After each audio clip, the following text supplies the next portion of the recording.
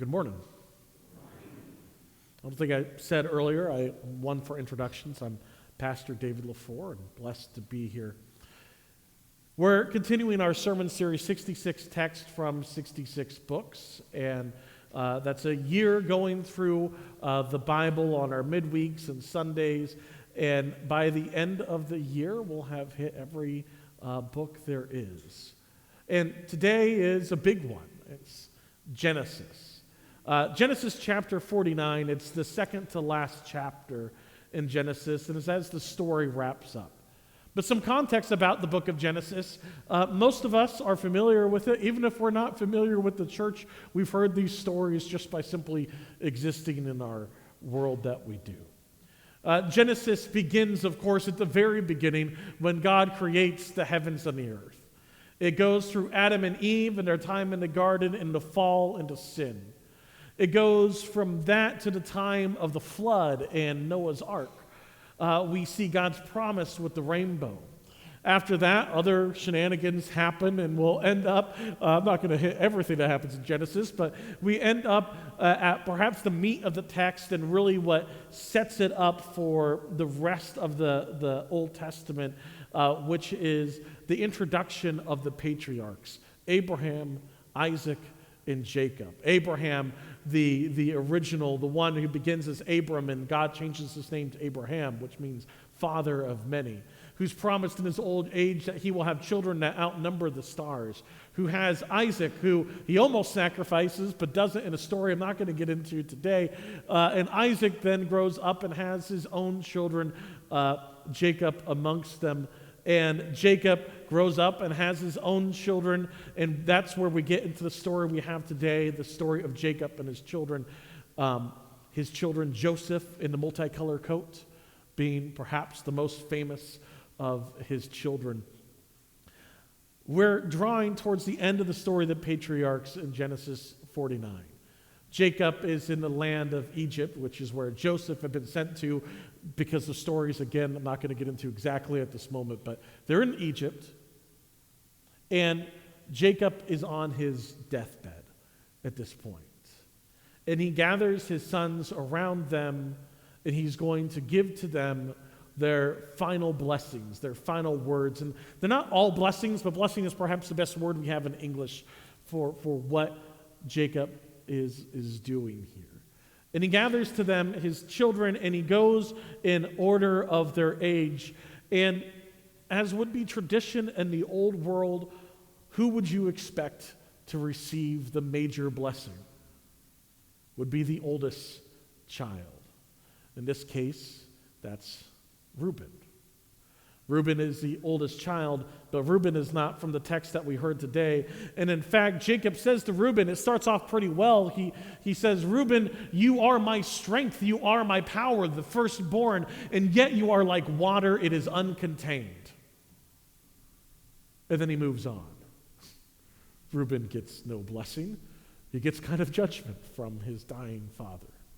Reuben had lived a life of questionable ethics, including having relations with kind of the equivalent of his stepmother.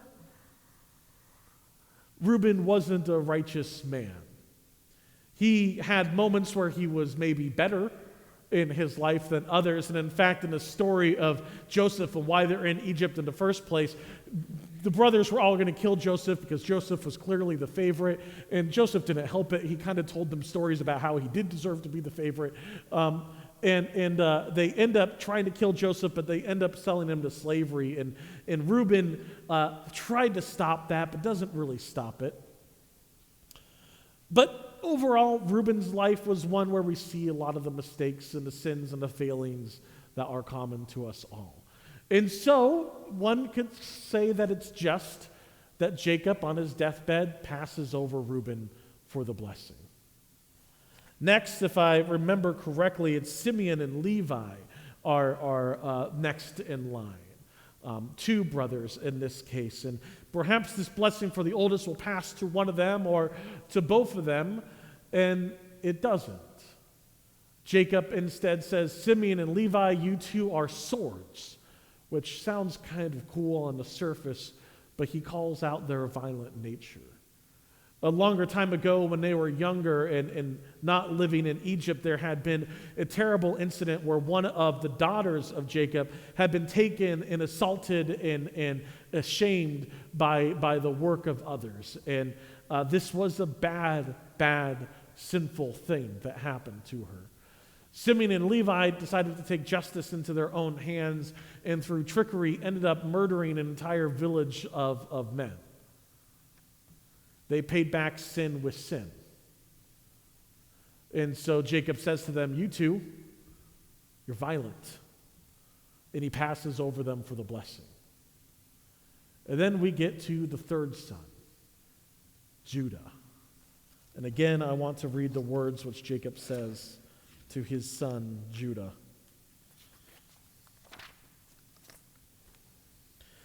Judah, your brother shall praise you. Your hand shall be on the neck of your enemies. Your father's son shall bow down before you. Judah is a lion's cub from the prey, my son, you have gone up. He stooped down. He crouched as a lion, as the lioness. Who dares to rouse him? The scepter shall not depart from Judah, nor the ruler's staff from between his feet, until tribute comes to him. And to him shall be the obedience of the peoples, binding the fowl to the vine and the donkey's colt to the choice vine. He has washed his garments in wine, and his eyes vesture in the blood of grapes. His eyes are darker than wine, and his teeth are whiter than milk. It's okay if not all that made sense. We'll dig into it a little bit. But needless to say, this is a great blessing. And one might wonder from the context, okay, so we pass over Reuben, and Reuben's sin is given as to the reason why we pass over Reuben. We pass over Simeon and Levi, and they too were sinners, and so it makes sense that this blessing that would be given to the firstborn, this blessing of a great king coming from their line, would pass over them.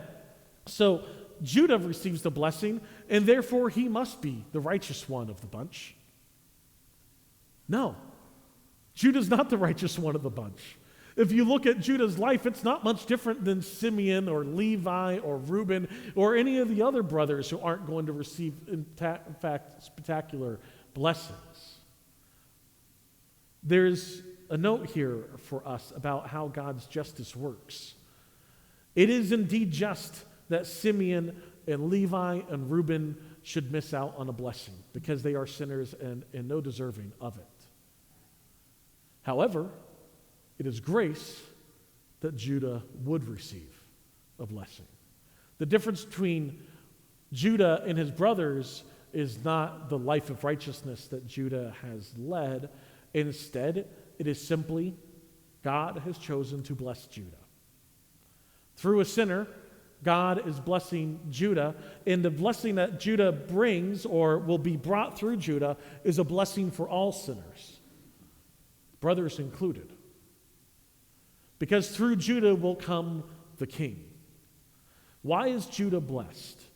Not because of his righteousness, but because through him, through his line, will come Jesus Christ, King of all. That's the blessing.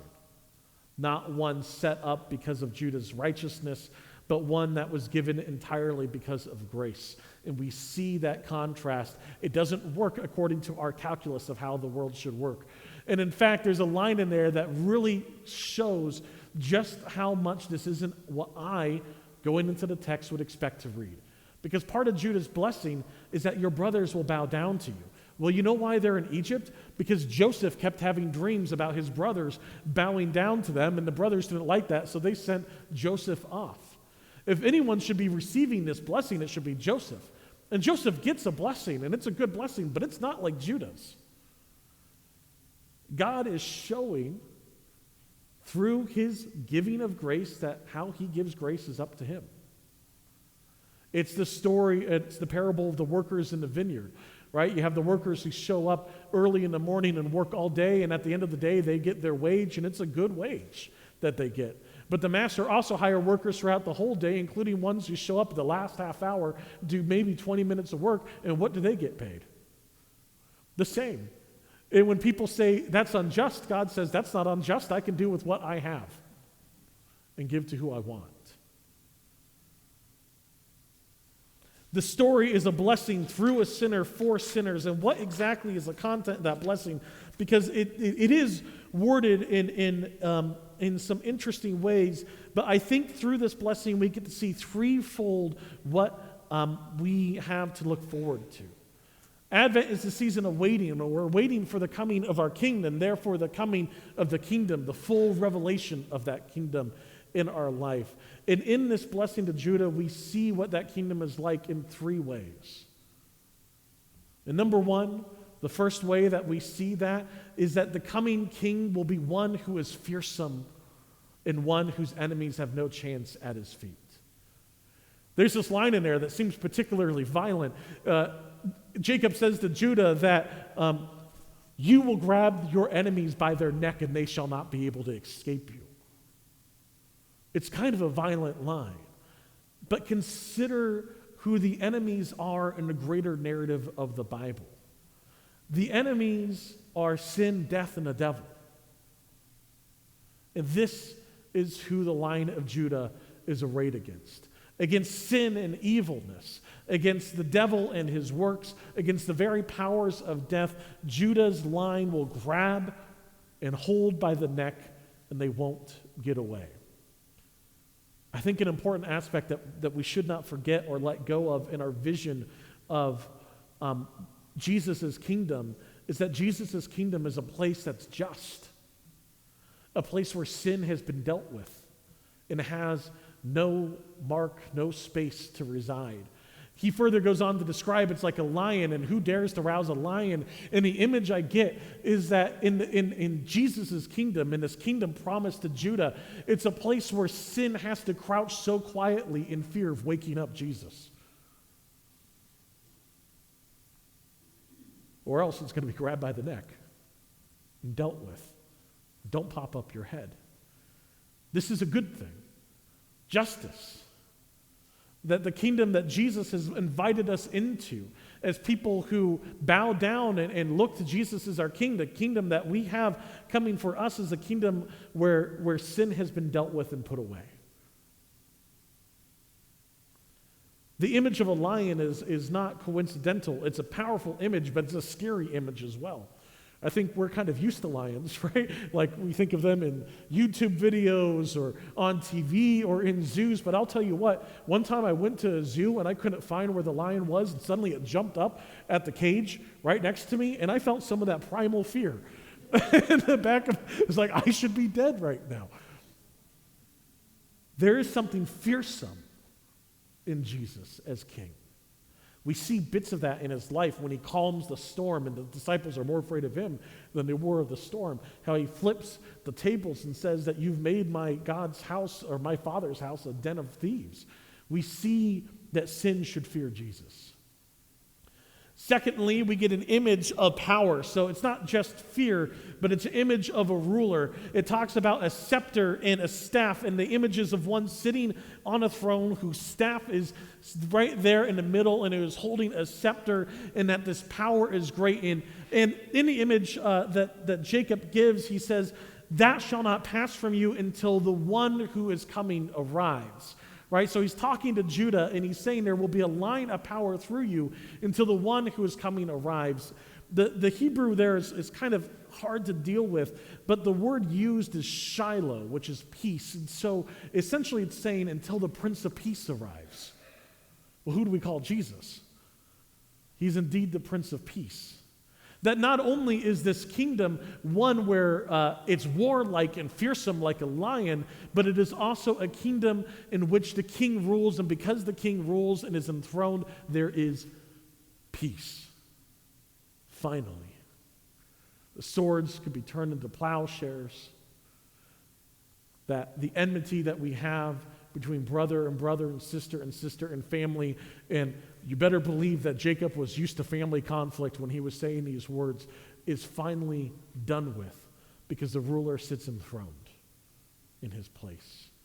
It is a place where sin, death, and the devil fear the king. It's a place where the king rules in peace. And then finally, the last image is the strangest image of all. I had no idea what to do with it until I went and did a little bit of study.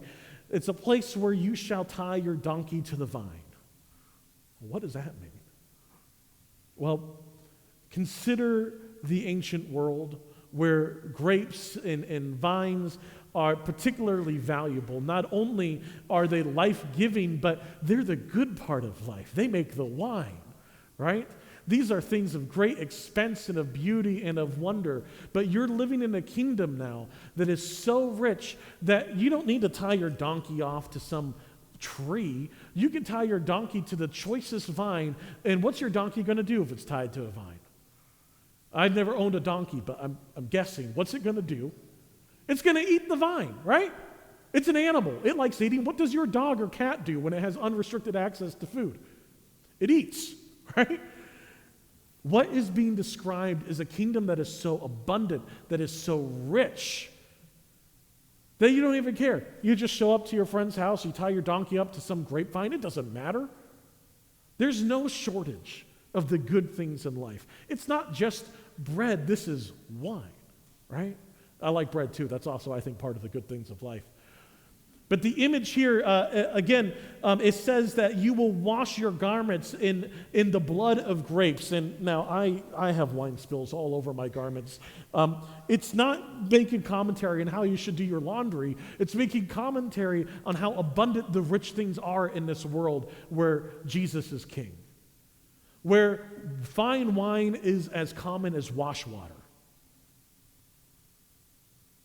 In a wine, it also makes reference to skin white as milk and eyes dark with wine or dark as wine. So there's this image of enjoying and abiding in the good things that God has. And the milk is also combined with promises constantly of the good things of the old world. It's not just wine, but it's also milk and honey, right? That this is a world that is good. And good in the sense that you can understand, that you and I, not just good in the spiritual sense, but the images that are being used are very physical. You can taste it, you can smell it, you can feel it. The good things that the King of Judah, the Lion of Judah, who is Christ, brings as he is king. And this life is for you. This life is for me. It's for you. Not because of your own righteousness. Remember who this is being promised through. Judah. And I'm not going to get into all the stories of why Judah's not a great guy, but trust me, he's not. His character can be described as middling at best. Through this sinner comes the king who is going to set everything right. Sin and darkness will flee from him. Peace will be abundant at his feet as he rules. And it's not just sitting there enjoying the peace, but it's sitting there enjoying the best that life has to offer. And that kingdom's for you, through a sinner, for the sinners of this world. That image at the beginning of the blessing from Jacob, he says to Judah, Judah, your brothers will bow down to you. This isn't really a statement of arrogance. We are of the family of Jacob. We're of the family of Abraham. And we bow down to Christ, and because of that, he is our king. We have a portion in that kingdom that he promises. And that's what we're looking forward to with Advent. I think we get to see a good description of what we are looking forward to as faithful people of Christ with the return that he promises. A good, good kingdom. Just, peaceful, pleasant, and enjoyable. So join me in a word of prayer. Heavenly Father, give you thanks for your Son, Jesus Christ, the Lion of Judah, the one who sits enthroned in power and glory, the one who brings peace, the one who brings joy. We ask that you would keep us in faith to that day of your Son's return. Keep us in faith so that we may inherit our portion of that kingdom, the kingdom that is overwhelming with blessing and goodness and all the wonderful things you have to offer. Pray these things in your Son's name. Amen.